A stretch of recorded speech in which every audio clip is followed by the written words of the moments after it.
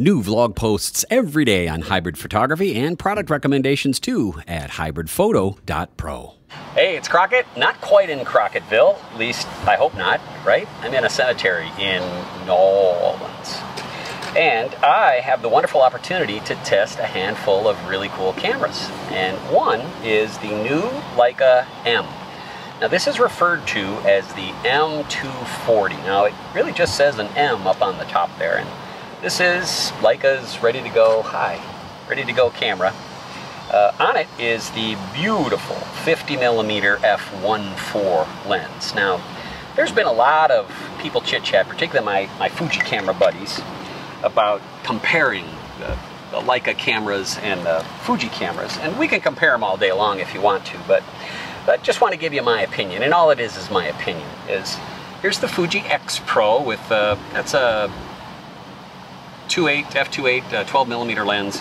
This is with the 50, so size-wise you can see what's going on. They're pretty close. Of course, the XE1 is a little closer to what this camera is, but if you want to do a side-by-side comparison, right? And I always get a kick out of those guys that demand to see a side-by-side comparison.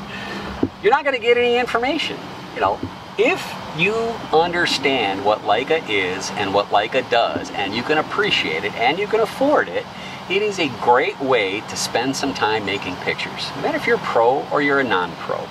This is what, $7 for this thing? Yeah, plus the lens is $3,500, $4,000.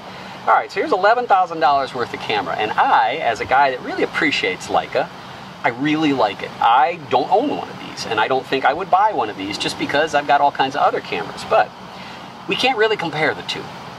I can tell you that I wasn't a big fan of the M8, and I certainly wasn't a big fan of the M9 for a couple of reasons. One primarily was the M9 for me had some bugs in it that it just wasn't working the way I wanted it to.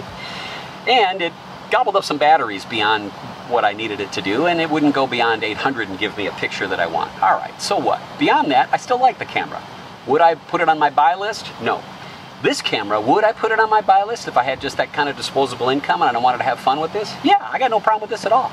Feels great, it's nice and heavy, it's that Leica sound, that Leica feel. It's just a totally different way to go. Leica has done some wonderful improvements. You got live view, you got video, you've got a really nice menu now, you've got the ability to kick it up to 2500 ISO and get a picture that you can use. So, is there a comparison between Fuji cameras and Leica? Well, I guess, kinda. Can you swap lenses back and forth between them? Yeah. But the kind of person that needs autofocus, if you're covering an event and you need autofocus, well then you're not going to be able to get a Leica camera because they're just not going to autofocus. So here's what I think. If you really can pick up a Leica M240 and feel it and understand it, you're going to be very happy with it because this camera is moving forward and the pictures are lots better.